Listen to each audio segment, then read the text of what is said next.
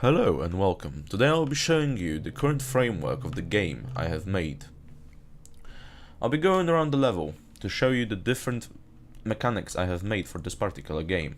Let's start off with a UI. In the top left corner you have the minimap. The minimap has been grayscaled for the effect. Going down you have a blue energy bar which is currently at 100, the green health bar which is currently at 100, and also there's a number to the left which showcases how many players there are currently in the game. From the bottom left you have the names of the weapons, the amount of ammunition currently the player holds, and also the effect names which we'll pick up later. The weapons are as follows: the mortar cannon, which has a bright red target that goes around the player and can be used to navigate the targets. It does 90 damage per missile whenever the missile hits the player. The base laser. The base laser does 50 damage with each shot and works as a hit scan. You also have the automatic rifle, which does 3 damage per shot.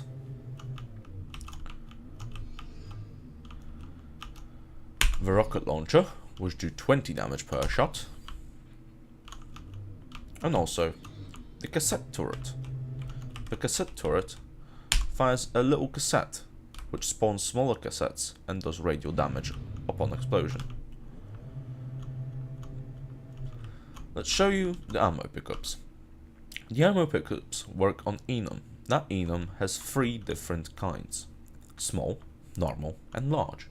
The small will give you 5, the medium 10 and the large 20. With each ammo picked up, it decreases the player's speed. As you can see, I'm down. Whenever I fire a weapon, also increases your speed since it uses ammo.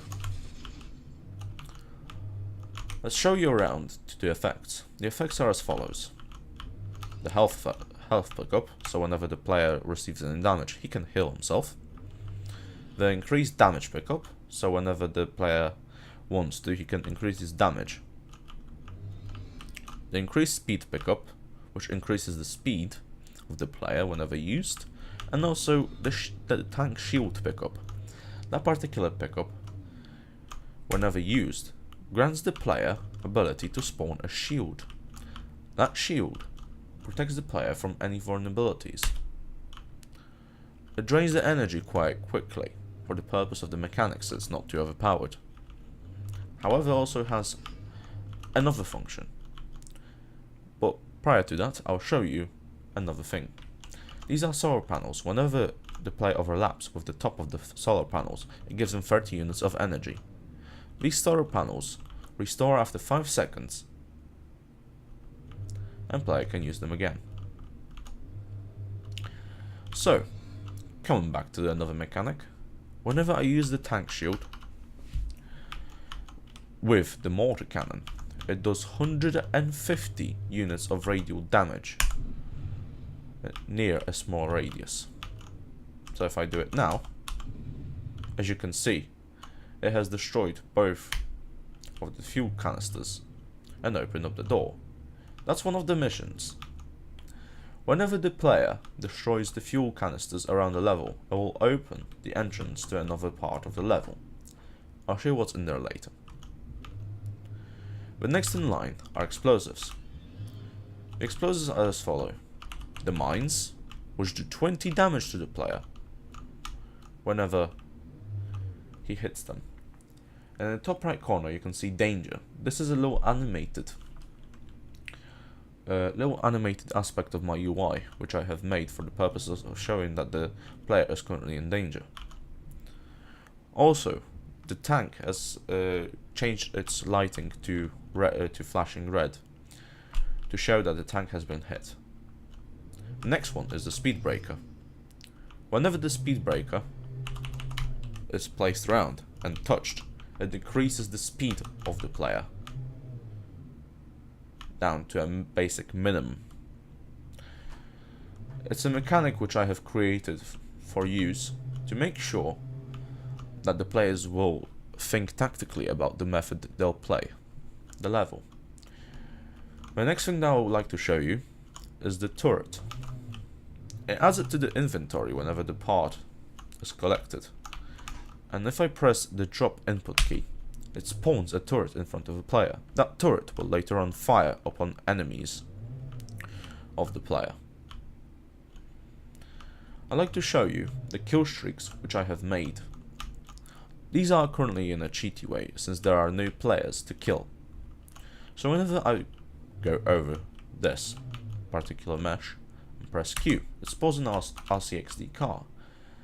It explodes whenever the timer runs out or whenever I press the F key. It does damage. It does radial damage around other players.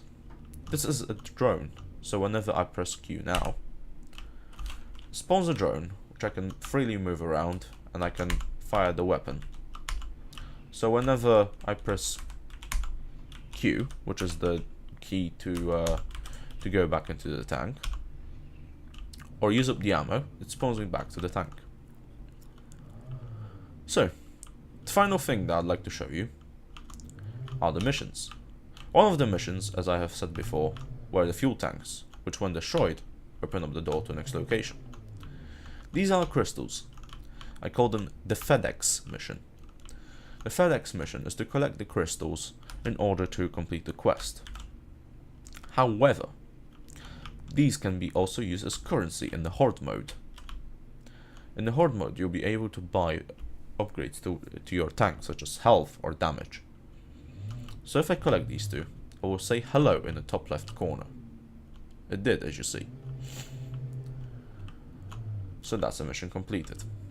The final mission is the capture the point mission. So whenever I go near that satellite, which is the enemy base, it spawns a sound. However, after some time, the base will turn blue, which means that you have captured the base.